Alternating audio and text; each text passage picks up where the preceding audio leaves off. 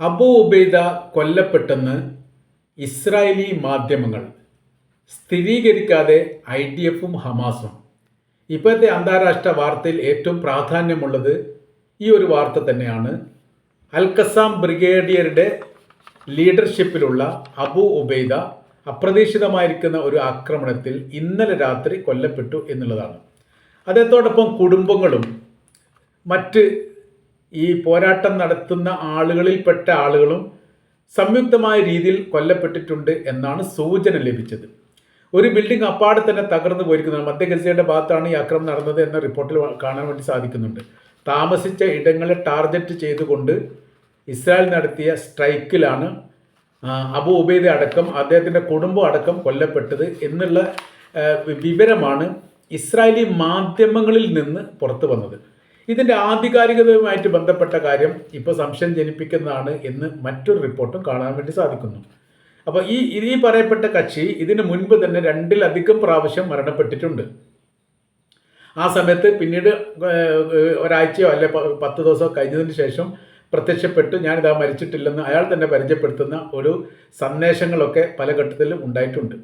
എന്നാൽ ഇപ്പോൾ ഹമാസിൻ്റെ നേതാവായിരിക്കുന്ന യഹ്യാ സിൻവാർ വരെ കൊല്ലപ്പെട്ടതിന് ശേഷവും കുറച്ച് ദിവസം കഴിഞ്ഞതിന് ശേഷമാണ് ഹമാസ് സ്ഥിരീകരിച്ചത് എന്നതിനാൽ ഇതിൻ്റെ ഒരു യാഥാർത്ഥ്യവുമായിട്ട് ബന്ധപ്പെട്ട കാര്യം കുറച്ച് കഴിഞ്ഞതിന് ശേഷം അറിയാൻ വേണ്ടി സാധിക്കൂ എന്നാണ് മനസ്സിലാക്കാൻ വേണ്ടി പറ്റുന്നത്. ഇപ്പോഴത്തെ നിലവിലെ ഇവരുടെ ജീവിത രീതി സാഹചര്യങ്ങളെക്കുറിച്ചൊക്കെ വിശദീകരിക്കുന്ന ഭാഗത്ത് ഇങ്ങനെ കാണാൻ വേണ്ടി സാധിക്കുന്നു. ഇലക്ട്രോണിക് ഡിവൈസുകൾ ഉപയോഗിക്കാറില്ല എന്ന് വെച്ചാൽ മൊബൈൽ പോലെയുള്ള ടെലിഫോൺ പോലെയുള്ള ഒരു സംവിധാനം പേജർ അടക്കമുള്ള സംവിധാനങ്ങളൊന്നും ഉപയോഗിക്കാത്തത് കൊണ്ട് കൃത്യമായ രീതിയിൽ ഇവർ ഉള്ള സ്ഥലങ്ങൾ കണ്ടുപിടിക്കാൻ വല്ലാത്ത രീതിയിൽ ഇസ്രായേലിന് പ്രയാസമുണ്ടാവാറുണ്ട്. എല്ലാ ഘട്ടത്തിലും അങ്ങനെ തന്നെയാണ്. കഴിഞ്ഞ ദിവസം ഇവിടെ മധ്യ ഗസയിൽ നടത്തിയിരിക്കുന്ന ഇസ്രായേൽ സൈനികർക്ക് നേരെ ഉള്ള ശക്തമായിരിക്കുന്ന ആക്രമണത്തിൽ 2 സൈനികർ കൊല്ലപ്പെടുകയും 4 സൈനികരെ തട്ടിക്കൊണ്ടുപോയ വിവരങ്ങൾ ഇപ്പോൾ പുറത്തു വന്നു. അതോടനുബന്ധിച്ച് ഇസ്രായേലിൻ്റെ അകത്ത് രൂക്ഷമായിരിക്കുന്ന എതിർപ്പുകളും സർക്കാർ വിരുദ്ധ പ്രക്ഷോഭ സമരങ്ങളും ഇപ്പോൾ നടന്നുകൊണ്ടിരിക്കുകയാണ്. അതിനിടയിലാണ് ഈ ഒരു സംഭവം റിപ്പോർട്ട് ചെയ്തത്. ഇത് കള്ളത്തരമാണോ, അല്ലെങ്കിൽ ഇത്രയും പ്രക്ഷോഭങ്ങളും സമരങ്ങളും വിഷയങ്ങളും സങ്കീർണമായിരിക്കുന്ന ആ രാജ്യത്തിന് ഒരു ആശ്വാസം നൽകാൻ വേണ്ടിയിട്ട് ഇല്ലാത്തൊരു കഥ പ്രചരിപ്പിച്ചതാണോ എന്ന സംശയം ഇതിനോടനുബന്ധിച്ച് തന്നെ ബലപ്പെട്ടിരിക്കുകയാണ്. ഇപ്പോഴത്തെ സാഹചര്യം എന്ന് പറയുന്നത് IDF-ഓ അല്ലെങ്കിൽ ഗവൺമെൻറ്റോ ഔദ്യോഗികപരമായ രീതിയിൽ ഈ മരണം സ്ഥിരീകരിച്ചിട്ടില്ല. കഴിഞ്ഞ പ്രാവശ്യം യഹ്യാ സിൻവാർ മരണപ്പെട്ട സമയത്ത് ഔദ്യോഗികപരമായ രീതിയിൽ IDF സ്ഥിരീകരിച്ചിട്ടുണ്ട്, ഗവൺമെൻറ് സ്ഥിരീകരിച്ചിട്ടുണ്ട്. മരണപ്പെട്ടത് യഹ്യാ സിൻവാർ തന്നെയാണ് എന്ന തരത്തിൽ. പിന്നീട് 2 ദിവസം അല്ലെങ്കിൽ 3 ദിവസം കഴിഞ്ഞതിന് ശേഷമാണ് യഹ്യാ സിൻവാർ ആണ് കൊല്ലപ്പെട്ടത്, തങ്ങളുടെ ലീഡർഷിപ്പുള്ള ആളാണ് കൊല്ലപ്പെട്ടത് എന്ന് ഹമാസ് സ്ഥിരീകരിക്കുന്നത്.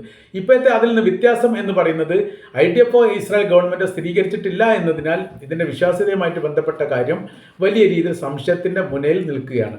എന്തുകൊണ്ട് എന്നാൽ ഇസ്രായേലിൻ്റെ പത്രങ്ങൾ ഈ വിഷയം എന്തുകൊണ്ട് വളരെ പ്രാധാന്യത്തോടു കൂടി നൽകി എന്ന ചോദ്യത്തിന് ഒരുപാട് ഉത്തരങ്ങൾ ആ വിഷയവുമായിട്ട് ബന്ധപ്പെട്ട് ഉണ്ട് എന്നുള്ളതാണ്.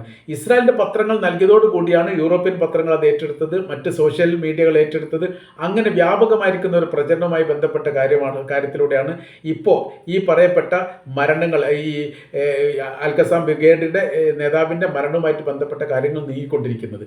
അപ്പോൾ പ്രക്ഷോഭങ്ങളും സമരങ്ങളും വിഷയങ്ങളും സൈനികർ കൊല്ലപ്പെട്ടതുമായി ബന്ധപ്പെട്ട് രാജ്യം അനുഭവിക്കുന്ന കടുത്ത പ്രതിസന്ധി അതിജീവിക്കാൻ വേണ്ടി ഒരു ആശ്വാസ വചനങ്ങൾ കിട്ടട്ടെ എന്ന് കരുതിയിട്ട് പത്രങ്ങൾക്ക് നൽകിയതാണോ എന്ന രീതിയിലുള്ളൊരു സംശയം ഇപ്പോൾ ബലപ്പെട്ടിരിക്കുകയാണ്.